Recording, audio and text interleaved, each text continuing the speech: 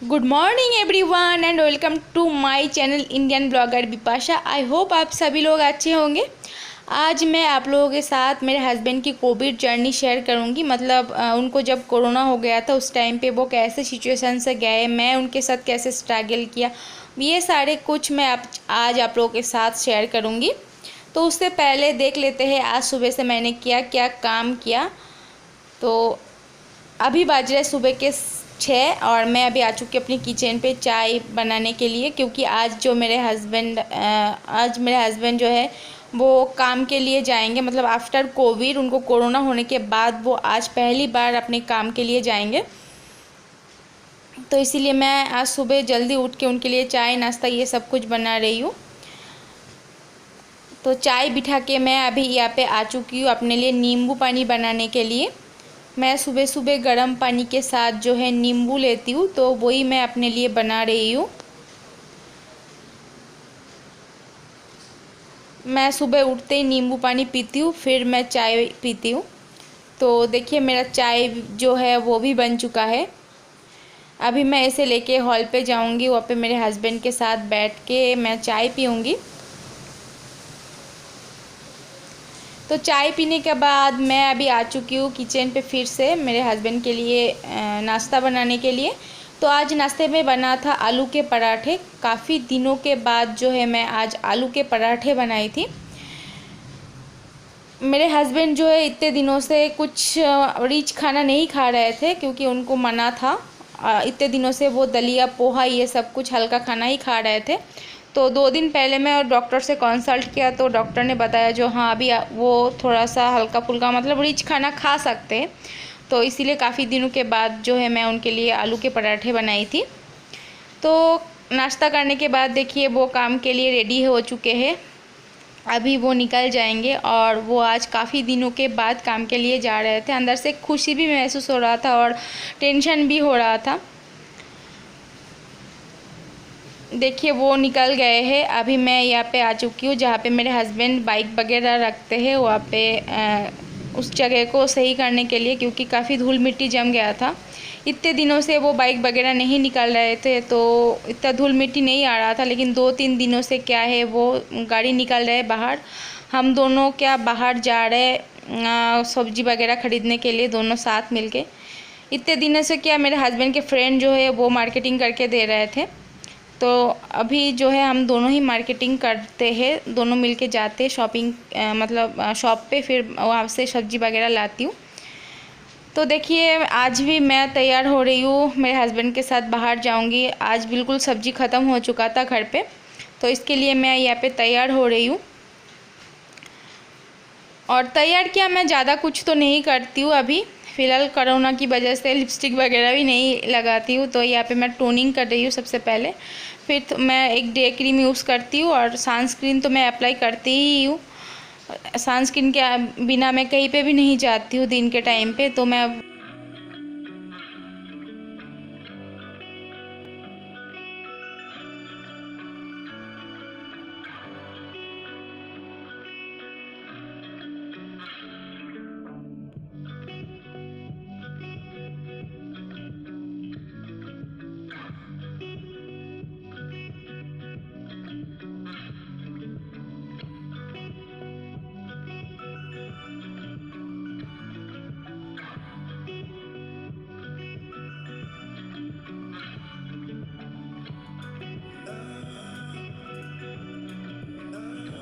Good evening everyone. अभी time हो रहा है शाम के 5 और मैं अभी जा रही थी फ्रूट कट करने के लिए। लेकिन उससे पहले मैं आप लोगों को दिखा देती हूँ आज मैं मार्केट से क्या क्या सामान लाई हूँ।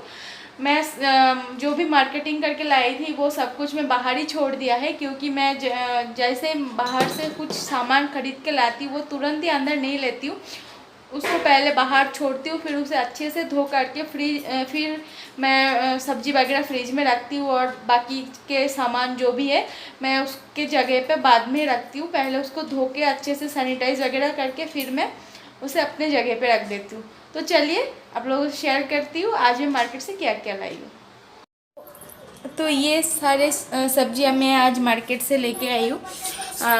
यहाँ पे खीरा है, लौकी है, करेला, आलू, भिंडी, प्याज, फिर नींबू, यहाँ पे हरी मिर्च भी है, वो केले के नीचे चला गया है। ये रहा, मैं हरी मिर्च को जो है ना अलग से रख दिया है, क्योंकि ये छोटी छोटी होता है और फिर ढूंढने से नहीं मिलता है, और सारे सब्जी के अंदर चला जाता है ना, फिर ढूंढने से नहीं मिलता है, इसीलिए मैंने हरी मिर्च रख दिया है यहाँ पे। और फिर इधर है मेरा बिस्किट, अगरबत्ती ख़त्म हो गया था, मेरा फेस वॉश ख़त्म हो गया था, सारे सब कुछ मैं लेके आई हूँ। दलिया है यहाँ पे, सरसों का तेल है, फिर मैं 2-3 क्लेचर लाई हूँ, वहाँ पे है, आप देख सकते हो। तो ये सारे चीज़ें मैं आज मार्केट से लेके आई हूँ, तो आप लोगों से मैंने शेयर कर दिया। तो अभी मैं यहाँ से एक मैंगो ले लेती हूँ, इसको अच्छे से धो करके मैं काटूँगी। अभी मैं और मेरे हस्बैंड फ्रूट खाएंगे, तो इसीलिए मैं मैंगो और एक केला ले लेती हूँ। ये बड़ा लेती हूँ, ये अच्छा है, तो चलिए इसे काट कर लेते हैं।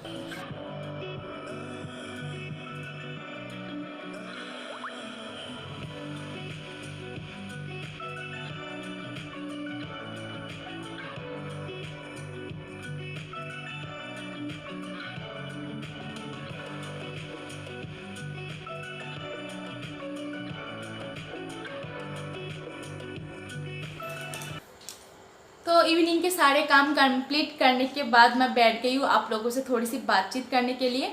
आज मैं आप लोगों के साथ मेरे हस्बैंड को जिस टाइम पे कोविड हो गया था उस टाइम पे मैं कैसे सिचुएशन से गई हूँ, मेरे हस्बैंड का सिचुएशन कैसा था, हॉस्पिटलाइज्ड करने के बाद हमारे साथ क्या क्या हुआ, तो वो सारे सब कुछ मैं आप लोगों के साथ शेयर करूँगी।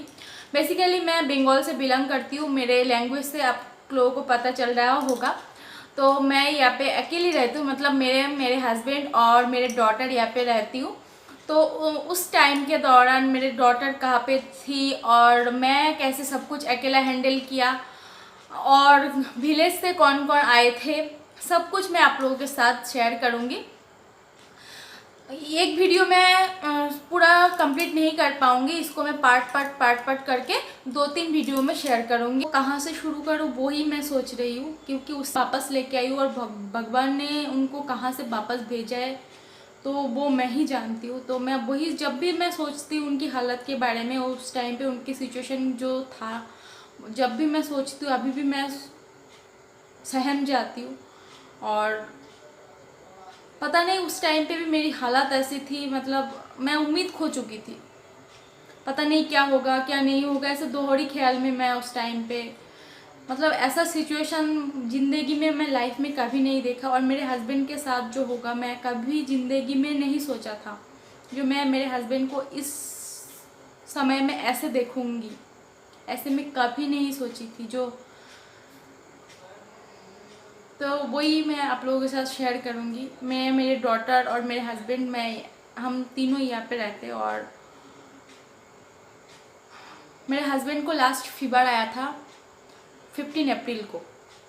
उस टाइम पे इतना ज़्यादा, मतलब एक ही दिन फीवर आया उनको, लास्ट 15 अप्रैल को फीवर आया रात के टाइम पे। हम लोग उस टाइम पे ना, वो पहला बोईशाख, मतलब बंगाली कल्चर में जो बैसाखी जो होता है उस टाइम की बात कर रही हूँ, तो वो हम पहला बोईशाख कहते। तो उस टाइम पे उस दिन हम तीनों बैठ के आराम से खाना पीना खाए, मतलब दोपहर को बहुत, आप लोग जानते हो बंगाली लोगों का मतलब एक त्यौहार की तरह मनाते हैं वो पहला बोईशाख। तो हम तीनों भी ऐसे ही बहुत धूमधाम से सेलिब्रेट किया, खान पान अच्छे से, मतलब तीनों बैठ के दोपहर के टाइम पे खाना वाना खाए हैं, फिर बातचीत, फ़ोटो शूट सब कुछ किया। फिर नाइट के टाइम पे मेरे हस्बैंड को फीवर आया, 100 के करीब फीवर आया। तो फीवर आने के बाद फिर रात को फीवर आया, फिर उन्होंने मेडिसिन ले लिए, सुबह मेडिसिन ले लिया, फिर फीवर आया नहीं। शाम के टाइम पे ऐसे, मतलब दिन में नहीं चढ़ा, शाम के टाइम में 98-99 ऐसे 2-3 दिन तक चलता रहा। फिर 2-3 दिन बाद फिर से फीवर आया, 102 के ऊपर चला गया। तो उस टाइम पे, मतलब पहले जिस टाइम पे मेरे हस्बैंड को 2-3 दिन पहले जब फीवर आया था, उस टाइम पे खांसी बुखार कुछ नहीं था, लेकिन 3-4 दिन बाद जैसे फीवर आया, फीवर के साथ खांसी जुकाम बुखार, मतलब तीनों एक साथ आ गया। आने के बाद हमने देर नहीं किया, फिर हम तीनों गए डॉक्टर के पास। मतलब तीनों मतलब मेरे हस्बैंड को लेके डॉक्टर के पास लेके गई थी। और जैसे मेरे बेसिकली यहाँ पे कोई नहीं रहता है, मेरे डॉटर जो है मेरे घर पे रहती थी अकेली। जब भी हमें जाना पड़ता था कहीं पे भी, तो मेरी डॉटर घर पे अकेली रहती है। वो अभी 9 ईयर की है, तो हम कुछ नहीं कर सकते इस टाइम पे। वैसे तो हम जब भी कहाँ पे जहाँ पे भी जाते तीनों एक साथ ही जाते। और डॉक्टर के पास उस टाइम पे मैं पहली बार मेरे डॉटर को छोड़ के मैं उनको लेके डॉक्टर के पास गई थी, क्योंकि सिचुएशन ऐसा चल रहा था। मेरे डॉटर को मैं कहीं पे भी नहीं ले जा सकती थी। मैं उनको सीधा लेके गई हूँ हॉस्पिटल, यहाँ पे लोकल जो हॉस्पिटल है वहाँ पे लेके गई हूँ। वहाँ पे कोविड का इलाज करते एक डॉक्टर यहाँ पे बैठते, तो उनके पास मैं उनको लेके गई हूँ। तो उनको लेके जाने के बाद वो बोल रहे हैं हाँ RT-PCR टेस्ट करने की अभी ज़रूरत नहीं है, आप एक एक्सरे करवा लीजिए, क्योंकि आप जैसे मेडिसिन ले रहे हो इससे आपको अभी अगर आप करोगे तो नेगेटिव ही आएगा आपका, कोई बात नहीं। मतलब अभी कभी किसी किसी को हो रहा है, नेगेटिव आ रहा है, तो अभी आप कोई बात नहीं, आप RT-PCR टेस्ट नहीं करो, आप एक चेस्ट एक्सरे करवा लो, तो इससे पता चल जाएगा इन्फेक्शन हुए या नहीं। अगर इन्फेक्शन होगी तो उसके बाद आप जाके RT-PCR टेस्ट कर लेना। तो ठीक है, हमने RT-PCR टेस्ट नहीं करवाया, हमने सीधा चली गई थी मैं उनको लेके चेस्ट एक्सरे करवाने के लिए। तो चेस्ट एक्सरे जो करवाया, तो एक्सरे में हल्का सा इन्फेक्शन आया था उनको। तो डॉक्टर ने देख के बताया जो हाँ इन्फेक्शन तो हल्का सा है, बिल्कुल राइट साइड में थोड़ा सा हल्का निशान सा आ रहा था। तो डॉक्टर बताया जो हाँ कोई बात नहीं, आप इन्फेक्शन है थोड़ा सा, RT-PCR की ज़रूरत नहीं है, मैं मेडिसिन लिख के देता हूँ। वो मेल थे, तो लिख के देता हूँ, आप मेडिसिन ले लीजिए, आपको ज़्यादा कुछ घबराने की ज़रूरत नहीं है, हल्का सा है, मुझे दिख रहा है, अभी RT-PCR करने की ज़रूरत नहीं है, मुझे दिखाई दे रहा है आपके इन्फेक्शन है। तो ठीक है कोई बात नहीं, हमने RT-PCR नहीं टेस्ट करवाया, क्योंकि वो प्रशिक्षित डॉक्टर है। हमने सोचा जो हाँ वो जो करेंगे सही करेंगे, तो मैंने नहीं करवाया RT-PCR उनका। उन्हें जो मेडिसिन दिया है वो मैंने उनको खिलाने लगी। तो और डॉक्टर ने बताया जो आप है ना एक इंजेक्शन लिया करो, वो ड्रिप के अंदर से ही आप मतलब लेना पड़ेगा। तो आप चाहो तो एडमिट हो जाओ, या आप चाहो तो आप मेरे पास में है, 5-10 किलोमीटर के अंदर है मैं हॉस्पिटल। तो हमारे पास खुद का गाड़ी है, तो हमने बोला नहीं एडमिट होने की ज़रूरत नहीं है, हम दोनों सुबह शाम आ जाएंगे और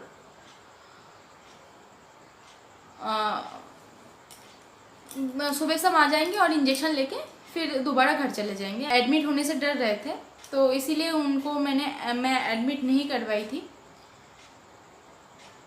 क्योंकि अभी ऐसा सिचुएशन भी नहीं था जो उनको एडमिट करवाऊं, तो इसीलिए मैं एडमिट नहीं करवाई थी उस टाइम पे। ऐसे ही सुबह शाम मैं उनको लेके जाके इंजेक्शन लेके फिर मैं वापस घर लेके आ रही थी। ऐसे 2-3 दिन तक मैंने किया। 2-3 दिन बाद फिर लास्ट उनको थोड़ा सा हल्का फुल्का ऐसे चलने फिरने में, सांस लेने में तकलीफ स्टार्ट हो गया। फिर मैं उनको लेके हॉस्पिटल में गई थी। हॉस्पिटल लेके जाने के बाद उनका सिम्टम सब कुछ मैं डॉक्टर को बताई। उस टाइम के दौरान मैं पूरे टाइम मेरे हस्बैंड के साथ ही मैं थी। सिर्फ मैं मेरे हस्बैंड को अलग कर दिया था और मैं अलग सोफे पे सो रही थी, और मेरी डॉटर को मैं उसके रूम पे दे रही थी। हम तीनों डिस्टेंस मेंटेन कर रहे थे उस टाइम पे जितना हो सके। और मेरे डॉटर को तो मैं बिल्कुल अलग रख रही थी, जो हो जाए मेरे साथ हो जाए ऐसा सोच के, क्योंकि मैं मेरे डॉटर को बिल्कुल सेफ रखना चाहती थी उस टाइम पे। तो जब मैं डॉक्टर को जाके सारे सिम्टम में उनको बताया, तो उन्होंने मेडिसिन मतलब इंजेक्शन जो था वो चेंज करके दूसरा इंजेक्शन जो है वो लगाने के लिए कहा, स्टाफ जो भी था वहाँ पे। तो जैसे उनको इंजेक्शन ड्रिप के अंदर से जा रहा था, उनको ड्रिप चल रहा था, ड्रिप के अंदर ही वो इंजेक्शन दे रहे थे वो, और ड्रिप के अंदर से उनको लग रहा था इंजेक्शन जो भी है। तो जैसे उनके शरीर पे शायद 5 मिनट ही इंजेक्शन गया है, उनको एकदम से खांसी आया, बहुत तेज़ भयंकर खांसी आया। और खांसी आते ही उनको जो है सांस लेने में और तकलीफ़ हो गया। तो मैं भागे भागे डॉक्टर के पास गई हूँ, जो उनको सांस लेने में तकलीफ़ हो रहा है, आप लोग आके प्लीज़ देखिए क्या आ रहा है। तो उस टाइम पे उनको SpO2 लेवल चेक किया तो 94 आ रहा था। तो डॉक्टर ने बताया घबराने की बात नहीं है, 94 आ रहा है, कोई दिक्कत नहीं है। तो आप एक काम कीजिए, मैं यहाँ पे और इनको नहीं रख सकती हूँ, ऐसे उन्होंने बता दिया है। अभी मैं इनको अभी और नहीं रख सकती, आप अभी आप यहाँ से रेफ़र करके दूसरे हॉस्पिटल में लेके जाइए।